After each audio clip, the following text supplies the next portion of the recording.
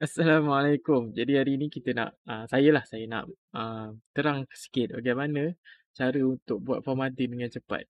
Sebab mungkin ada antara kita yang jadi compiler kan. Sebab dalam Twitter biasa sembang-sembang sikit pasal stres jadi compiler, macam mana nak buat kerja laju apa kan. Kawan hantar apa dokumen dengan format yang berterabur, enter banyak kali untuk pergi page sebelah, spacing tak jaga, dia punya tak justify dan sebagainya. Banyak-banyak format yang boleh kata teruk lah.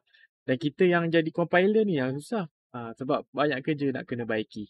Tapi sebab apa kita jadi susah? Sebab kita pun nak buat format, kita buat one by one. Masa kita nak format tu, kita nak baiki, kita highlight part yang nak baiki tu, kita betulkan satu-satu. Betul kat sini. Lepas tu nak tukar font, nak tukar size. So, kita buat kerja tu pun banyak benda nak kena buat. Jadi macam mana nak buat kerja dengan one click saja yang lebih cepat untuk buat format tu semua.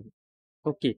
Sekarang ni kita ada satu dokumen. Dokumen ni macam contoh part yang kita lah, part yang kita tengah buat kan. Contoh macam um, kita dah bagi-bagikan kerja. Okey, ni part yang kita buat. Jadi part yang kita buat kenalah buat format yang cantik kan. Okey.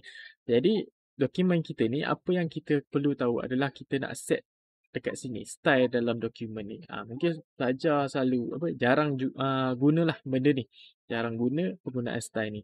Jadi masa nak guna dia, okay, contoh macam ni format untuk assignment je, bukan untuk thesis sebab thesis dia lagi complicated lah, dia banyak benda nak kena set up. Tapi untuk assignment mungkin dia punya format dia tak susah sangat. Jadi contoh macam ni perkataan introduction ni untuk set up dia punya kepala lah, dia punya setup dia kan. Okey, kat sini kita nak set satu format. Saya biasanya kalau benda macam ni saya akan set menggunakan heading lah, heading 1, heading 2 dan sebagainya. Kalau tak nak guna heading pun tak apa sebab benda ni mungkin assignment bukan tak guna untuk buat table content kan.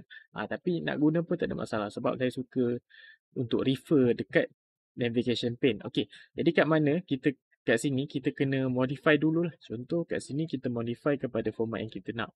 Contoh kita nak guna adalah Times New Roman 12. Nak bold kan? Warna hitam. Okey, ni dia punya format basic. Okey, contoh kalau kita nak set spacing dia, kita pergi dekat bawah ni, format. Pergi dekat spacing, contoh 1.5 juga. Kita nak ada space dekat bawah dia. Okey, nak ada space kat bawah, letak 12. Ni cara yang betul untuk buat spacing. Bukan menggunakan enter ya. Jangan tekan enter lepas habis satu perkataan ataupun satu paragraf, jangan tekan enter untuk buat space. Tapi guna value dekat sini.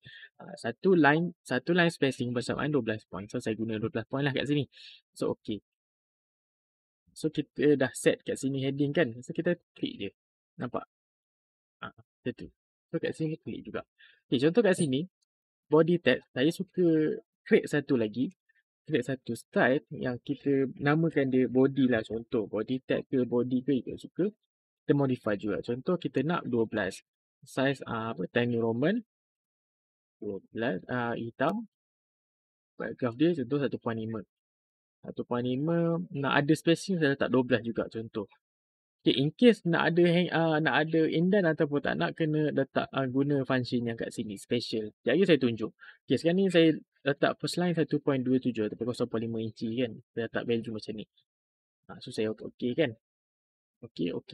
Nampak tak? Dia terus jadi. Okey, satu lagi saya lupa. Apa? Lupa nak justify. So kita boleh pergi balik kat sini modify balik. Dekat dia punya paragraph ni tadi, dekat atas ni nampak dia left kan. Kita tukar kepada justify. Okey. Nampak? Okey, sekarang ni kita dah cantik. So yang ni kita apply je lah. Kita dah buat, kita apply je. Kan laju buat kerja. Siap dah. Berapa second je. Tak perlu nak set up one by one balik. Okey. Contoh kata tadi, saya tak nak ada indent ni kan. Biasanya student akan tekan tab sekali untuk buat indent. Tapi saya tak suka. Saya akan guna yang function yang ni tadilah. Kat sini. Contoh tak nak ada indent. So kalau tekan tab, kena buang tab tu one by one juga. So kat sini, saya buang kat sini saja. Tekan OK, dah hilang semua indent tu. Mudah kan? Okay, jadi saya letaklah indent juga. Kebiasaannya mungkin pelajar letak indent kan? Saya letak indent. Okey.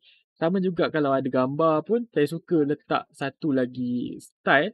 Saya namakan dia figure lah. Okay, figure untuk style untuk position kan figure ni. So saya biasanya saya ambil yang default ni font macam ni je lah. Setting dia. Okay, sekarang ni kita nak letak dia kat tengah. So kita letaklah center. Spacing untuk figure biasanya saya letak single lah. Single. Kat atas dia, sebab lepas habis paragraf, sebelum mulakan gambar tu, biasanya saya ada jarak sikit kan. So, biasanya saya letak 2 line lah, ataupun 24 point. Bawah mungkin ikutlah nak satu line ke ataupun tak nak ada space pun okey. Kita letak 12 lah contoh. Ni dia punya value kan. So, jadi dah macam ni. Okey, settle dah kita punya setup um, untuk kita punya dokumen lah. Okey, contoh kalau kawan kita bagi kita dokumen kat kita, format dia hancur, teruk semua, memang teruk. Teruk gila-gila lah teruk dia. Yang kita ni stres nak baiki dia punya format kan. Kita punya dah cantik macam ni, tapi kawan punya buruk kan dia punya format. Kita nak baiki kalau buat satu-satu lambat lah. Dah lah stres, lambat pula tu. Okay, macam mana cara tu? Okay, sebelum saya masukkan cara untuk baiki tu, kita masukkan macam mana nak mudah untuk masukkan dokumen kawan tu. Okay, dia bagi file Microsoft Word kat kita. Macam mana nak masukkan dengan mudah dalam dokumen yang kita ada ni. Okay, biasanya saya letak page break lah. Page break, Ctrl Enter. Okay, dekat page kosong ni, kita pergi pada insert objek yang ni. Text from file. Okay, text from file ni cari file yang kawan hantar tu. Kalau format dia susah mungkin tak guna cara ni lah. Tapi kalau biasanya saya guna je. So masuk insert. Okay. So semua part yang daripada kawan punya tu akan masuk kat sini. Nampak susunan dia. Okay, sekarang ni kawan tu punya format dia rosak teruk lah. Kat sini kalau tengok format dia rosak teruk. Size berbeza, tak justify, spacing berbeza, tulisan pun berbeza. Macam-macam. Enter banyak kali ni lah. Ni dengan font yang berbeza, sebanyak benda nak kena buat. Jadi kalau kita dah set kita punya style tadi, sebenarnya dia sangat memudahkan sebab kita boleh one click sahaja. Nampak? Kita klik, terus siap. Yang ni walaupun size berbeza, tulisan berbeza, spacing berbeza, kita klik je kat sini. Okay, nampak still size dia berbeza kan? Okay, kita highlight semua, kita tekan sekali lagi. Kalau tak boleh, okay, yang ni ikan ni ada kadang-kadang dia berlaku macam ni. Kita tak boleh nak tukar dia punya format macam ni. Okay, biasanya saya akan buang dulu format dia. Buang ni clear all formatting. Kita buang format, dia akan jadi format asal balik. Bukan asal yang dia buat, asal yang default lah, default punya format. Baru kita klik balik. Macam tu. Nampak? Just macam tu saja. Kalau enter banyak kali ni nak guna kan. Nak buat macam mana? Saya just tekan page break lah. Tekan page break. Yang lebih-lebih ni saya buang lah. Macam tu.